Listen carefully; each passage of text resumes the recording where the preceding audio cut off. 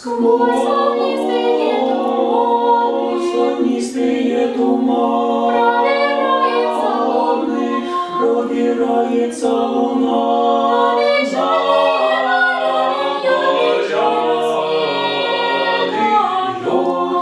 Печально света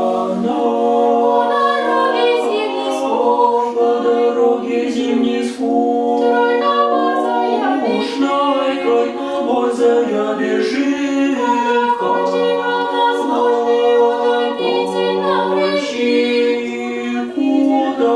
утомительно гремит.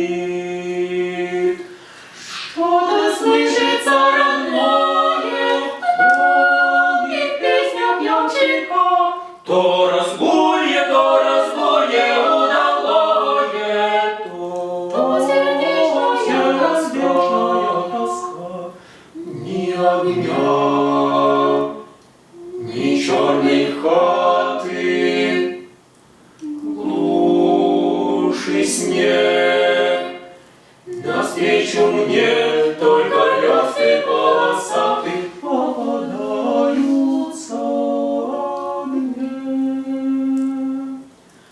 Скучно, грустно, путь мой скучен, древно смолкнул мой ямщик.